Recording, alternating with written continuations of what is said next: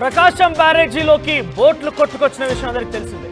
అయితే pillar number 67, 68, 69 మూడు కూడా ఈ బోట్లు చాలా వేగంగా వచ్చి ఢీకొనడంతో కొంత డ్యామేజ్ కూడా జరిగింది. తాజాగా బోట్లను వెలికి తీసేందుకు అధికారులు నిమగ్నమయ్యారు. ఎందుకంటే పూర్తిగా డ్యామ్కే ప్రమాదం అయ్యే అవకాశం ఉందన్నట్టుగా అంచనా వేస్తున్నారు. కాబట్టి ఆ బోట్లను తొలగించే ప్రయత్నం చేశారు. నిన్న ఉదయం నుంచి కూడా ఈ బోట్లను వెలికి తీసేందుకు పెద్ద పెద్ద క్రేన్లు, భారీ యంత్రాల సహాయంతో వాటిని పైకి లిఫ్ట్ చేసే ప్రయత్నం చేసినప్పటికీ ఏమాత్రం కూడా ఫలితాన్ని ఇవ్వలేదు. తాజాగా ఎయిర్ బోట్ టెక్నాలజీతోని, ఎయిర్ బెలూన్ టెక్నాలజీతోని ఈ యొక్క బోట్లని తొలగించేందుకు అధికారులు నిమగ్నమయ్యారు. ఇప్పటికే అక్కడ పనులు ప్రారంభమయ్యాయి. ఎయిర్ బెలూన్ అంటే బోట్లని కొంత కింద కొన్ని బెలూన్స్ లాంటివి అమర్చి దాని ద్వారా బోట్లని ముక్కలుగా అంటే కొన్ని సెగ్మెంట్స్గా విడదీసి ముందుగా ఇవైతే 5 బోట్లు కొట్టుకొచ్చాయో ఒకదాని వెంట ఒకటి కొట్టుకువచ్చి ఒక బోట్ ఆల్రెడీ గేట్ ద్వారా కిందకి వెళ్ళిపోయిన చిన్న బోట్, మరొక 4 బోట్లు అక్కడే స్ట్రక్ అయిపోయి ఉన్నాయి. అయితే ఈ 4 బోట్లను కూడా ఒకదానికి ఒకటి ఇరుక్కుని ఉన్న నేపథ్యంలో వాటిని తొలగించి కొన్ని పీసెస్గా చేసి వాటిని ఒక్కొక్కటిగా బయటకు తీసే అవకాశం కనబడుతోంది. ఆ టెక్నాలజీనే ఎయిర్ బెలూన్ టెక్నాలజీగా చెప్తారు. ఎయిర్ బెలూన్ అమర్చి వాటిని బయటకు తీసే అవకాశం కనబడుతోంది. అయితే నిన్నటి నుంచి కూడా భారీ క్రేన్ల సాయంతో తొలగించే ప్రయత్నం చేసినప్పటికీ అది సాధ్యం కాలేదు. ఈ రోజు ఎయిర్ బెలూన్ టెక్నాలజీతో వాటిని బయట తీయబోతున్నారు. ఎస్, మీరు చూడొచ్చు ఆర్టీవీ స్క్రీన్ పైన అక్కడ కొన్ని వ్యక్తిని కిందికి పంపిస్తున్నారు. ఆ బోట్ పక్కనే ఉంది మరొక చిన్న బోట్, స్టీమర్ సాయంతో అక్కడ చేరుకున్నారు. ఆ వ్యక్తి కొంత ఆక్సిజన్ సిలిండర్ పెట్టుకున్నాడు. ఆ తర్వాత బోట్ కిందికి వెళ్ళిపోయి, అంటే బోట్ ఆల్మోస్ట్ కింద నేలకు తాకింది. అక్కడ కొంత బట్టి కూడా కూరుకుపోయే అవకాశం ఉంది. కాబట్టి అక్కడ కిందికి దిగిపోయి, ఎస్ మీరు చూడొచ్చు, మన ఎక్కువగా ఇటువంటి సన్నివేశాలు ఆ కాళ్ళకు అవన్నీ కూడా మనం కట్టుకున్నటువంటి ఆ సాక్స్లు కావచ్చు, ఆ స్లైడర్లు కావచ్చు, అన్నీ కూడా మనం డిస్కవర్ లాంటి ఛానల్స్లో చూస్తూ ఉంటాం. సేమ్ ఎగ్జాక్ట్గా ఇప్పుడు జరగబోతోంది. ఆ బ్యారేజీలో నీటి నిల్వ ఉన్న చోటు దగ్గర నుంచి కిందికి బోట్ కింది వరకు వెళ్ళి ఆ బోట్ని పైకి లిఫ్ట్ చేసి కొంత వాటిని విభాగాలుగా విభజించే అవకాశం ఉందట. మరి ఏం జరుగుతుందో తెలియదు, కానీ పూర్తిగా ఇప్పుడైతే పనులు ప్రారంభమయ్యాయి. ఎయిర్ బెలూన్ టెక్నాలజీగా తెలుస్తోంది. ఎయిర్ బెలూన్ టెక్నాలజీ సహాయంతో ఈ బోట్లను బయటికి తీయబోతున్నారట. ఎస్, అక్కడ పూర్తి స్థాయి విషయాన్ని మొత్తం కూడా మంత్రి రామానాయుడు పర్యవేక్షిస్తున్నారు. నిమ్మల రామానాయుడు అక్కడే ఉన్నారు, ఇరిగేషన్ శాఖ మంత్రి. సో బోట్ను తొలగించేంత వరకు అక్కడే ఉండే అవకాశం కనబడుతోంది. ఎస్, సంఘటనా స్థలం నుంచి అక్కడ ప్రజెంట్ ప్రకాశం బ్యారేజ్ దగ్గర నుంచి ప్రతినిధి కృష్ణమోహన్ అందుబాటులో ఉన్నారు. ఎస్, ఆ వ్యక్తి దూకాడు లోపల కిందికి, మీరు చూడొచ్చు. ఇప్పుడు ఆ వ్యక్తి దూకిన వ్యక్తి పడవ కింది వరకు ఏదైతే బోట్లు వచ్చాయో ఆ బోట్ల కింది వరకు చేరుకునే అవకాశం ఉంది. ఎస్, ఆ కింది వరకు వెళ్ళిపోయి ఆ కింద నుండి ఆయన కొన్ని యంత్రాలు అమర్చి వాటి ద్వారా ఆ బోట్లను వెలికి తీసే అవకాశం ఉందట. ఎస్, పూర్తి స్థాయి సమాచారం ప్రతినిధి సీనియర్ జర్నలిస్ట్ కృష్ణమోహన్ అందిస్తారు. ఎస్ కృష్ణమోహన్, సో ఎటువంటి పనులు జరుగుతున్నాయి? ఈ పనుల ద్వారా ఎయిర్ బెలూన్ ఆల్రెడీ కొన్న క్రేన్ల సహాయంతో తీసే ప్రయత్నం చేసినప్పటికీ అది సాధ్యపడలేదు. ఈరోజు ఎయిర్ బెలూన్ టెక్నాలజీతో వీటిని వెలికి తీయబోతున్నారు. ఇంతకీ ఏ రకంగా తీస్తారు, దానికి సంబంధించి అప్డేట్స్ ఏంటి? ఎస్, మన మొత్తం మీద ఎయిర్ బెలూన్ టెక్నాలజీని ఇప్పుడు కొత్తగా వాడాల్సిన పరిస్థితి అయితే ఉంది. గతంలో ఇదే టెక్నాలజీ పులిచింతల్లో వాడిన పరిస్థితి అయితే ఉంది. సేమ్ అండర్ గ్రౌండ్ లో కొంతమంది వ్యక్తులు వెళ్ళి అక్కడ అడ్డుకున్న ఇనుప సామాన్లు కావచ్చు వీటన్నిటిని కట్టర్ చేస్తారు. ఇక్కడ బేసిక్ గా 4 బోట్లు ఇంకా ఇక్కడే ఉన్న పరిస్థితుల్లో ఇప్పుడు ప్రస్తుతానికైతే 3 బోట్లు ఇక్కడ ఉన్న పరిస్థితులు మనం చూస్తున్నాం. ఈ 3 బోట్లకు సంబంధించి వ్యవహారంలో ఎక్కడికక్కడ మనం చూస్తే అక్కడ వ్యక్తులు కూడా నీళ్ళలో దిగి ఇటు సైడ్ పోతలకి దగ్గరికి వెళ్లే ప్రయత్నం అయితే చేస్తున్నారు. వాళ్ళ డేటా మొత్తం బెలూన్స్ ద్వారా ఇటు సైడ్ కట్ చేసి బోట్లని బయటికి తీయాల్సిన నిన్నంతా కూడా పెద్ద భారీ క్రైన్లతో బోట్లను తీసే ప్రయత్నం చేసినప్పటికీ అది వీలు కాని సిచ్యువేషన్స్ లో. సో ఇదైతే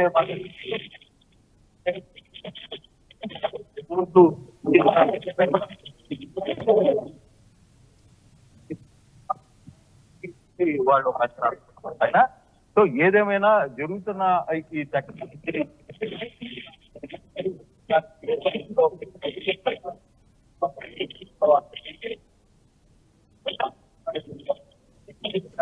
కృష్ణమోహన్, కొంత టెక్నికల్ సమస్య ఎదురవుతోంది, మీ వాయిస్ కరెక్ట్గా రీచ్ అవ్వట్లేదు. మళ్ళీ మీ దగ్గరికి వస్తాను. సో ప్రకాశం బ్యారేజ్ దగ్గరికి సంబంధించి ప్రస్తుతం బోట్లను వెలికి తీసే ప్రక్రియ కొనసాగుతుంది. ఇందాక మీరు చూస్తే కనుక ఒక బాక్స్లో మీకు కనిపించిన విజువల్, అంటే నాకు అర్థమవుతున్న విషయం కనుక చూస్తే ఆ ఎయిర్ బోట్ల సహాయంతో ఫస్ట్ కిందికి ఆ వ్యక్తి వెళ్తాడు. ఆ తర్వాత కొన్ని కట్టర్స్ ఉపయోగించి, బేసిక్గా నీళ్ళలో ఈ కట్టర్స్ కానివ్వండి, ఎలక్ట్రిక్ సామాగ్రి కూడా పనిచేయవు. కానీ అక్కడికి వెళ్ళిన తర్వాత బహుశా గ్యాస్ కట్టర్ సహాయంతో వాటిని పనిచేసే అవకాశం ఉంటుంది. గ్యాస్ కూడా నాకు తెలిసి నీళ్ళలో పనిచేయదు. కొన్ని కొత్త టెక్నాలజీలు ఉపయోగించి వాటిని కట్ చేస్తున్నారు. సో ఇందాక మనకు కనిపించింది, ఇక్కడ మీరు చూడొచ్చు అక్కడ కట్ చేస్తున్నటువంటి ఆ మెరుపులు మనం చూస్తున్నాం. ఆ నీళ్ళలోంచి కూడా ఆ స్పార్కిల్స్ మనకు కనబడుతున్నాయి, ఆ మంటలు మనకు కనబడుతున్నాయి.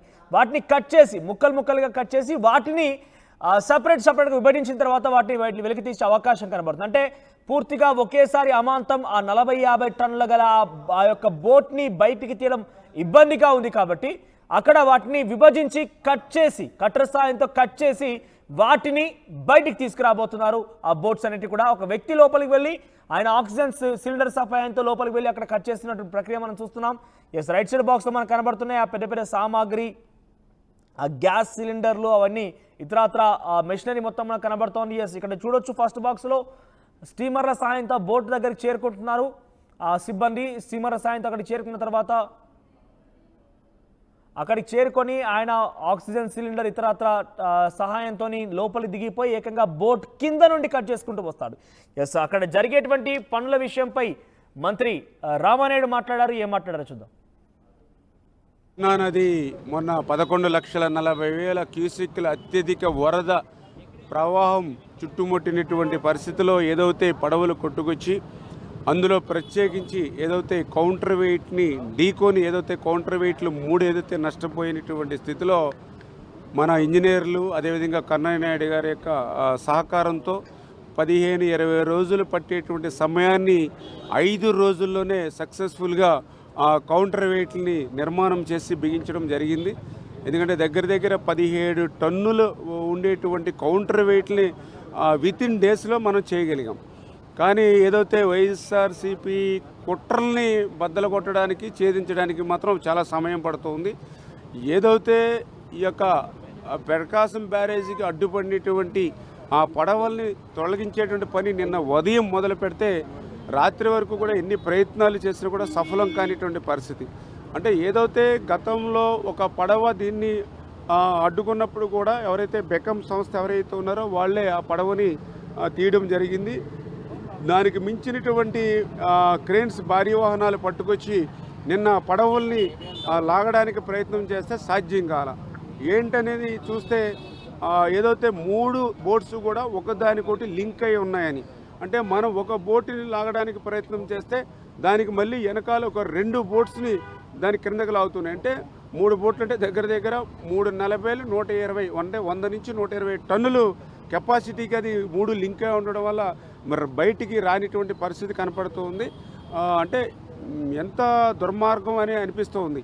ఎందుకంటే ఏదో ఒక బోటు వచ్చిందంటే ఏదో యాదృచ్ఛికంగా వచ్చింది అని అనుకోవచ్చు, లేదా బోటు వెనకాల బోటు ఒక 10 నిమిషాలు, అరగంట, గంట, ఒక పూట తేడాగా వచ్చిందన్నా యాదృచ్ఛికంగా వచ్చింది అనుకోవచ్చు. కానీ 3 పడవలు ఒకే లంకె కింద కట్టి రావడం, ఆ 3 పడవలు అంటే 40 టన్నుల సామర్థ్యాన్ని 120 టన్నుల సామర్థ్యాన్ని పెంచుకునేటువంటి పరిస్థితి రావడం నిజంగా తలుచుకుంటేనే భయం వేస్తుంది. ఎందుకంటే ఏదైతే కౌంటర్ వెయిట్ని తాకితేనే కౌంటర్ వెయిట్ 2 ముక్కలైంది. ఈ 120 టన్నుల సామర్థ్యాన్ని పెంచుకునేటువంటి 3 బోట్లు కూడా ఒక్కసారిగా సెంటర్ ఫిల్లర్ని కనుక తగిలి ఉంటే ఇవాళ ఈ బ్యారేజీ మీద మీరు నేను నిల్చుని మాట్లాడుకునే వాళ్ళం కాదు.